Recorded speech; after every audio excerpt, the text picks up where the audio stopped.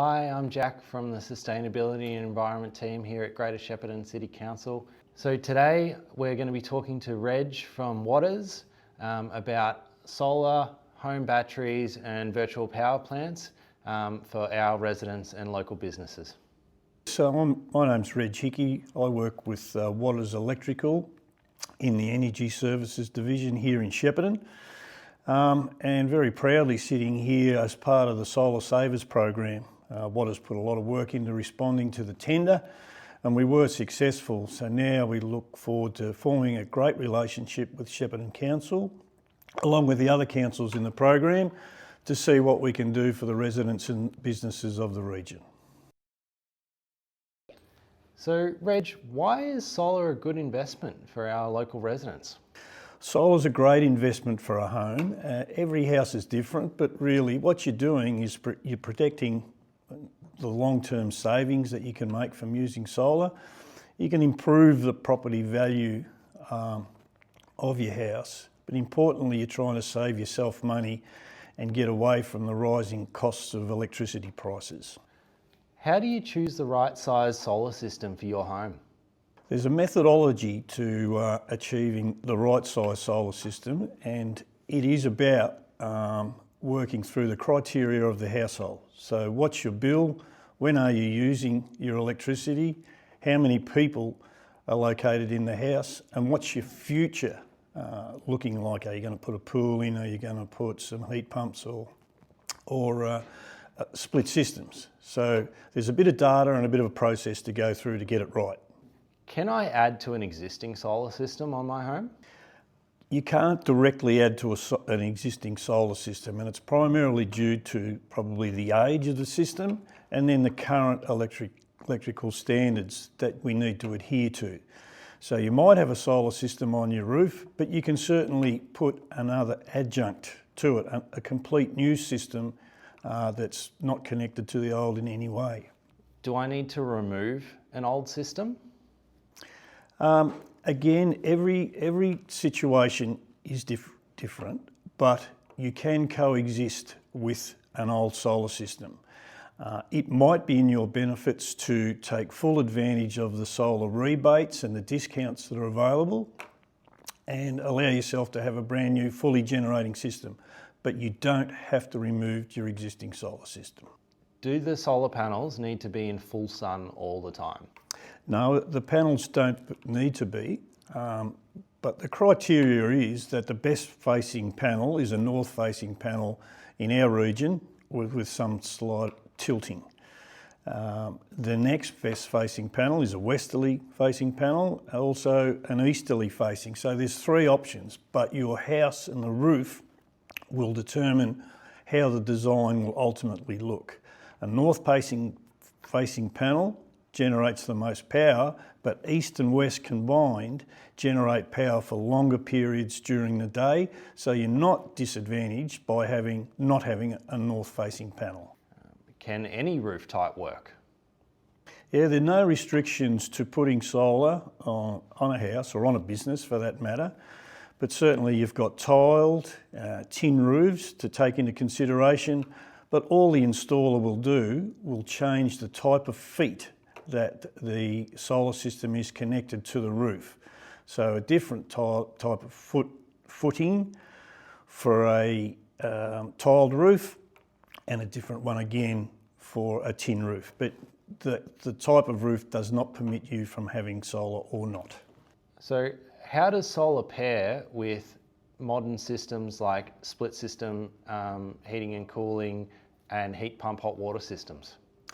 Well, a solar system is designed to give power to the entire house. It itself doesn't determine which particular product gets the benefit of solar. But the smarts are in the heat pumps and the split systems, where you can time them to run whilst the sun is shining, whilst the solar systems are generating power, and you really look to reduce the amount of power you're using when you run the systems in conjunction with the solar system itself. What sort of lifespan do we get on modern solar systems, and what does the warranty look like? So today's Tier 1 panels, which are all certified and verified by the federal government and the Victorian government, are all typically around a 25-year warranty on the production of the system and a 25-year warranty. So it's important to make the distinction that you do get a 25 and 25 year warranty. Anything goes wrong, the manufacturer is obligated to do something about the replacement or repair. Some of the better systems do have 40-year warranty. They are more expensive, but you pay for what you get, and there's certainly value in getting a more expensive system. They will produce more power as well. So Reg, what rebates or incentives are there for solar and home battery systems? It'll be dependent on when you're in the market to buy your solar system or your battery, but if we're talking about now's as good as ever, because you've got federal government rebates for solar and battery systems. In Victoria, you've got rebates available for your solar as well. There are loans available if you want to meet that criteria and go down that path. But now is as good a time as any to invest in solar in the market. What do I need to know to qualify for a solar rebate? So to qualify for a solar rebate, you've got to present some proof of ownership. So the property needs to be yours, and that's generally verified by a rates notice. On the rates notice, it could be a single or a married couple, and either or, you then must prove the level of income you have. And the solar rebate is available to a house that's valued under $3 million. And it's also available to an income of the household, split or single, that is under $210,000. So if you meet those two criteria, you're immediately available to get the rebate. And then you just need to present a driver's licence, a Medicare card, personal 100-point ID to prove who you are. If I'm getting solar in my home, what sort of return on investment am I looking at? So return on investment is entirely up to the householder and the way that you're going to run your house after you purchase your solar. So if you're going to take full advantage of the sun, your panels generate working during the day for you. You might be at work, you might be at home. But if you choose to run your dishwasher during the day, your washing machine, your pool, your heat pumps, your return on investment with solar can be very short, and a window of 2 years using income from your export might not be out of the question. But if you choose not to use your solar, run all your devices after you get home from work and school and still draw from the grid, your return on investment is more typically a 4 or 5 year payback. So Reg, what are the most popular home batteries and why? Well, the majority of the market really these days, there's new batteries coming out all the time, and the buyer needs to be aware of the battery, its history and how long the company's been in existence. But we look at Tesla, we look at Sungrow, and we look at SIG Energy as being three of the batteries that take up probably 70% of the market here in Australia. And why is that so? Well, certainly Tesla has got a rich history, they've got a 10-year warranty. All the battery providers have a 10-year warranty these days. You know, there's reliability, we know they work, they're easy to install, and there's also just the price relevant to the holding power of the battery comes into consideration. But primarily, it's an evolving market. We need to keep an eye on what's coming and what is emerging technologies. And we do that from time to time. And Solar Savers program is going to do that for the customers and make sure that if you're choosing a battery and a solar system from a Solar Savers program, you're going to be choosing world-class, well-warranted systems. Do I need a solar system for a home battery? Technically, no, but if you're buying a battery how are you going to fill it? You're going to fill it from the grid. So it's sort of defeating the purpose of having a battery and making a battery economical for you. So ideally, you have a solar system. It needs to be of a size that is generating more power than the house needs, thus ensuring that the battery is charged with your exporting solar every day. So yes, you do really need a solar system on your roof to get a battery functioning properly for you. How do I choose the right size battery system for my home? Very good question, and this is the one that most people struggle with, and you need to be talking to a credible installer and sales company to get to that right point. But you do go through some analysis. So we look at the power bill, the size of your bill, just your roof and the size of your home. We also look at the number of people that are living in your home, and also when you're using your power. So we will get access to your meter data and find out at what times of the day are you using most of your power.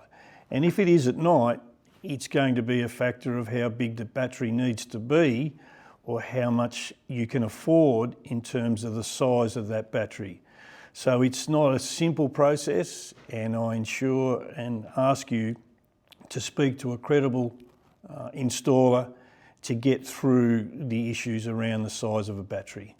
Do I need to consider future home upgrades such as a heat pump hot water, induction cooktops, maybe an EV? Certainly, the future is what it's all about, and times are changing where people are looking to fully electrify their homes. So to do that and to keep your bills at a minimum, you're going to need solar and you're going to need a battery, and the things, the products like heat pumps, split systems, induction cooktops, and even electric vehicles are all going to come into play. All I could say to the entrant into the market is the more solar that you can afford in the outset, the better, because that is going to serve your battery well, and it's going to work well in reducing all the costs that are associated with electrifying your home. So Reg, is a home battery a good backup in case of outages? Most definitely, and I would consider anyone living in regional Victoria, here in and around Shepparton and other municipalities. We're on the PowerCore network and the SPOS network, and we do experience a lot of flickering and a lot of blackouts and brownouts. So the functionality of blackout protection is critical in using and correctly using a battery. If we do have a blackout and you've got a battery, most people won't even realise that they've lost power. So, and losing power means losing food if it's a holiday home, or you've just lost the functionality of the house itself. So blackout and backup protection is a very important criteria in selecting a battery, its size and its manufacturer. Is it worth it to go fully off-grid? We're confronted by this question quite often by disgruntled customers who've had enough of their retailers, being charged high rates, blackouts and brownouts and uncertainty of the future. So what's it going to take to get rid of my bill? So the more money you spend, the less of a bill you're going to have. So at what point does it become economically viable to get off grid? But you can certainly stay connected to the grid, use your battery, use the export with a virtual power plant, so your relationship with your retailer, to sell power back to the grid and have you in a zero or an in credit situation. I don't feel you need to fully get off grid, and staying connected to the grid in times of difficulty can be a benefit to you. Can I have $0 energy bills with solar and a home battery? Certainly you can, and it just becomes a matter of what size is your bill and how deep are your pockets, because it's about having a solar system on your roof that's going to fill your battery day after day for 365 days of the year, and it gets you through the night. But you also might be able to enjoy not only a zero bill, but you can get yourself in credit by trading with particular retailers on what they call virtual power plants, where you start to enjoy some income, additional income, while you're on holidays, weekends, so forth, that can help you really get to and beyond a zero bill. Can a battery be added to an existing older solar system? Most definitely, yes. So it's just the way that the battery is coupled to the switchboard. I recommend that you go and see a creditable installer and ask that you go through the sales process, but the installer needs to go out and look at your switchboard to make sure it's up to date, up to standard, and there's availability in the board itself to attach the battery, and if not, what are the additional costs at the point of sale for your battery to be connected. Can I add to a home battery system if my use increases over time? Great way to go about it, because you can do some measurements and analysis and you mightn't truly arrive at the right size solar system, so battery systems. And battery systems now are modular. So you can put your toe in the water and maybe a 5 kilowatt hour battery to see if it's going to get you through the night. But if it doesn't, you can add. Batteries these days are like Lego sets. The modules just stack on top of each other, and you can keep buying batteries until you get the right profile for your house, either now or in the future, because you've made some change to the style of living at your property. How safe are home battery systems? There's certainly some horror stories around about home batteries, and they do go back 2 or 3 years. And there was a unfortunate situation where one particular manufacturer was responsible for a few fires under his own brand name, as well as some other brands that where he white labelled those batteries. And you still see some ads today asking whether or not you purchased that particular battery. Moving into today's products though, they're far more intelligent. They're using artificial intelligence to notify themselves and the owner and the network whether or not there's any fault at play. And quite often, the battery itself will know if there's any problem well before the house owner or the installer receives any notification, and they'll shut themselves down. The problem with batteries and the messages at the moment are more likely to be electric bikes and electric scooters, cheap ones purchased online, haven't been through the accreditation process, left connected at home, and can start fires. That's where the problem's been of late. What sort of lifespan do we get for a home battery? And what sort of warranty do they offer? So again, the lifespan of a battery will determine on how hard the battery is worked day to day, year to year. And hopefully that battery is working hard and providing a lot of power and eliminating a lot of bills to the household. Most batteries, tier 1 batteries, have a 10-year warranty. And so anything that goes wrong, if they underperform inside that 10-year warranty, you've got a right of comeback on the manufacturer via your installer. But buying a tier 1 battery that's working hard, in doing your return on investments, I wouldn't expect a battery to last too much longer than 10 years in this day and age where it's working at its full capacity. Will I need to upgrade my switchboard for solar and a home battery? You may well have to, depending on the age of your house, the switchboard and the wiring condition of the wiring itself for the board to be compliant. So again, I just ask anyone with any uncertainty about the condition of their board or whether it's full and can handle solar and battery, to ask your solar installer to come out, do a site inspection, give you the okay, and or give you a quote to upgrade that board should it require so. But not necessarily do you need to spend any more money on your board. What do I need to know to qualify for the home battery rebate?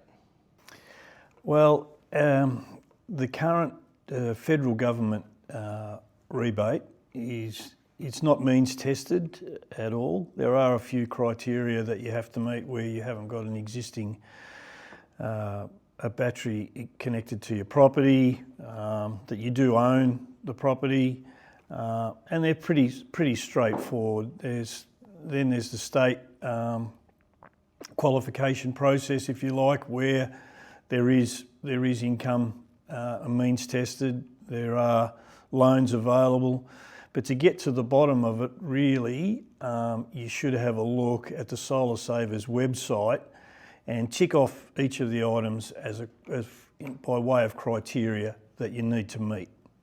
And then once you've done that, go and see a credible solar installer.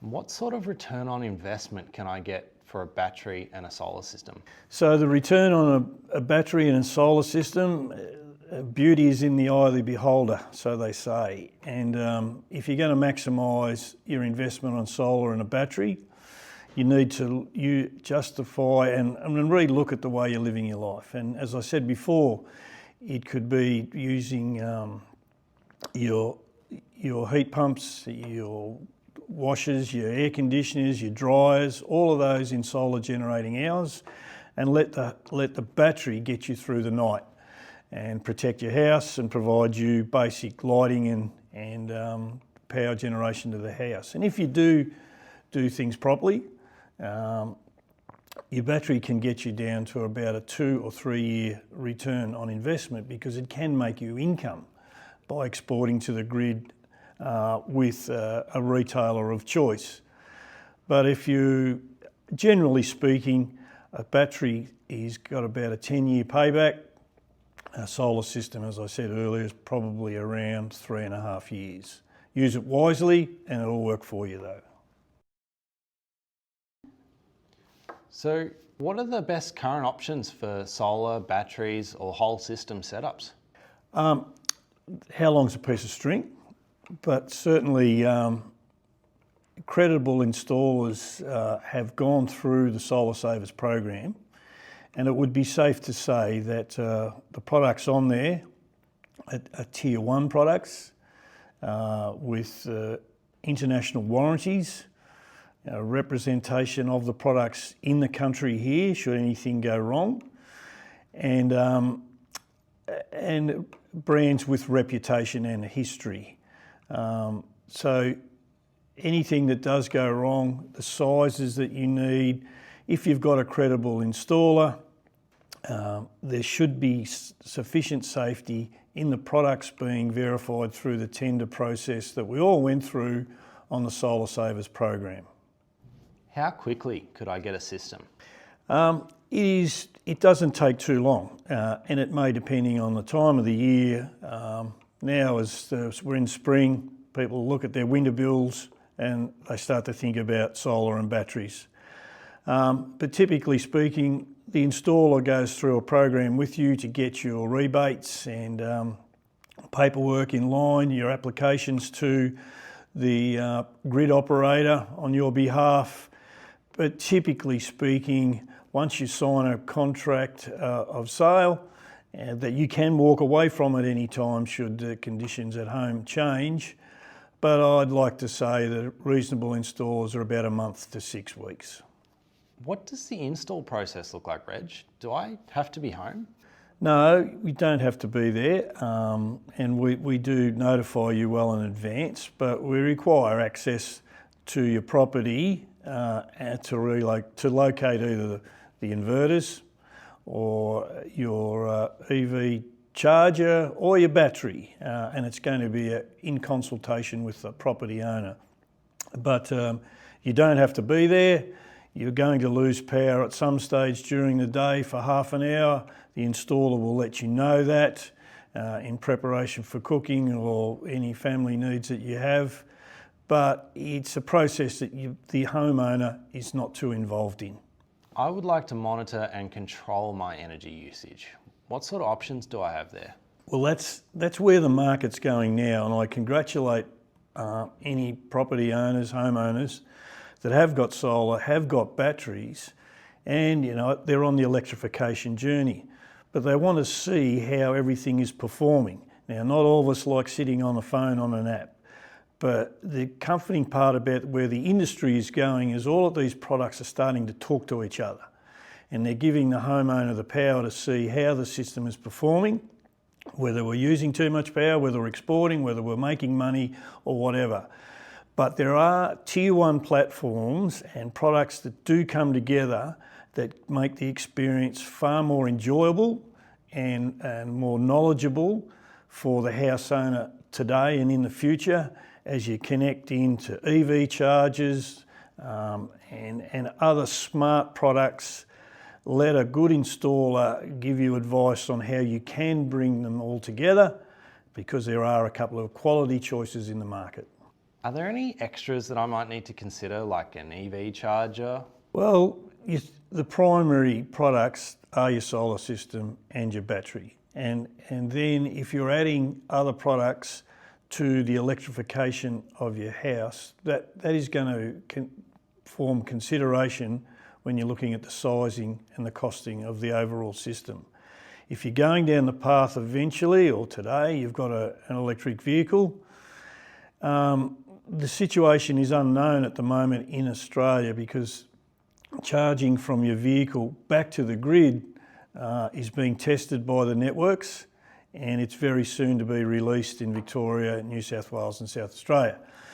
But an EV charger can stand alone in a battery system, or it can be included in a battery system, or it can stand alone and just as a charge point in your house. But the future is in your hands. If you're owning an electric vehicle, an electric vehicle's got 10 times the storage capacity of a home battery, and if you're charging and selling back to the grid, it can be a very profitable exercise for you. Where does a home battery need to be placed? Can it be discreet or out of the way, or are they ugly? No, they're ugly. I wouldn't suggest they're ugly. They're a necessity. So there are electrical standards that need to be adhered to by your installer in terms of distances from doors, switchboards, windows and the like. So, and there is some personal advice that an installer will offer you, in that they shouldn't be placed in a westerly section of the house exposed to full sun and the like. So there are some condition criteria that we like to meet. And also, a lot of batteries end up in garages and close to charging points and so forth for EV vehicles. And so there are bollard requirements to prevent cars and doors from banging on batteries. But they are no longer ugly, and the choice of where a householder can put a battery is open for reasonable discussion. So, Reg, the home battery rebate says that they need to be VPP ready. What is a VPP? So a virtual power plant is where a battery has been approved to be able to discharge back to the grid under the control of some smart metering that's included in the install in your house, and then a relationship that you hold, the householder holds, with a particular retailer. And virtual power plants, or VPPs, are very common now in the marketplace, and each one of them is different in what it offers to the householder.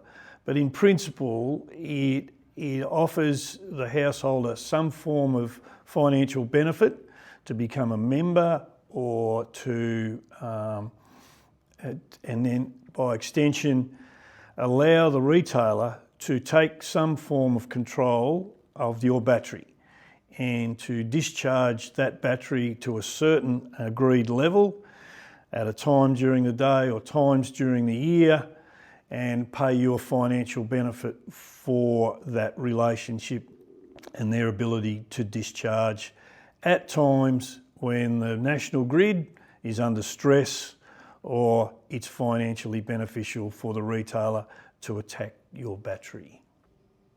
What are the benefits of signing up to a VPP? Well, the benefits of a VPP are that your battery provides you with the potential to earn income and offset some of the costs of buying the battery, and your return on investment can look better. And which VPP or which electricity retailer you go to will ultimately be determined by the offer and what's in it for your good self. You should be mindful that you do look at not only the benefits of the VPP and the export income, but just to make sure that the retailer isn't catching you up somewhere else with a higher peak or off-peak charge or some other hidden line items in the bill. But a VPP, correctly structured with the right retailer to suit your household, can be a very beneficial and financially rewarding relationship. How would signing up to a virtual power plant impact the life of my battery system? Well, technically I can't answer that question, because a virtual power plant and all of those relationships that you have commercially and then technically with the retailer, they're only new to the market. But I would say that I don't think using a VPP and discharging your battery is going to affect the performance of the battery. It's certainly not going to affect your warranty, because it's part of the criteria that the battery itself must be able to work on a VPP. But I don't think there's anything untoward to worry about in choosing which VPP and which retailer you ultimately go with. How does this impact the ability to use my own energy in my battery? That's the devil in the detail, and it's something that you need to look through in your finer print or the discussions with the retailer in trying to get you to sign up. Most VPPs have a cap either on a month or a day or a year as to how much they can take from your battery, and it'll be rated in kilowatt hours. And so the conflict that can occur with a discharge by your retailer and your requirements of using the battery for its primary source is to service your home, you need to have your eyes wide open on that when you sign up with the retailer. And make sure you've got an option to get out, because if it doesn't suit you and there are clashes, you want to leave that program behind. If I sign up to a VPP, will this impact the ability to use it as a home battery backup system? It may do. And again, to the residents and businesses of our region, that blackout protection is critical because we're seeing more and more of occurrences and network failures happen all the time. So how the VPP can interact with your ultimate need to keep your home charged and alight is really in the fine print. And I can't touch on every different VPP, but please make sure you're aware of what rights you do have when you do lose power and you want the battery backup facility working for your property. If I sign up to a VPP, do I still have control over my battery? In the primary sense you do, but you are being paid to forego some usage of that battery, kilowatt hours, time of day, time of year, and events on the network. So the battery is yours. How much of it's yours, how often is it discharged, I can't comment here today for you. But after you've got your battery installed at home, I would ask you to just let that battery run its course for a month or two, seeing what your discharge rates are like and how it's behaving inside your house before you rush to a VPP and seek to get the financial benefits. Make sure it's working for you at your home first before you entertain any thoughts of income generation. So Reg, thank you so much for coming in today and talking through our residents what their options are for getting solar, batteries and virtual power plants. And I want to thank you again for participating in the Goulburn Murray Solar Savers program, being able to assure our residents that they're getting quality products from quality providers. Thank you. No, thanks to the Shepparton Council in this instance to allow us to come in and answer a few of the more difficult questions that are out there. There's a long way to go. There's quite a few steps, but to anyone who's going online, get onto the Solar Savers program. Do your homework on that site because all the work's been done in the background. And if you've got any questions, reach out to the installers that are on there. Waters Electrical is local. We can come and meet with you, look at your property without issue. So thanks to the council, and we look forward at Waters to making this a very successful program for the region.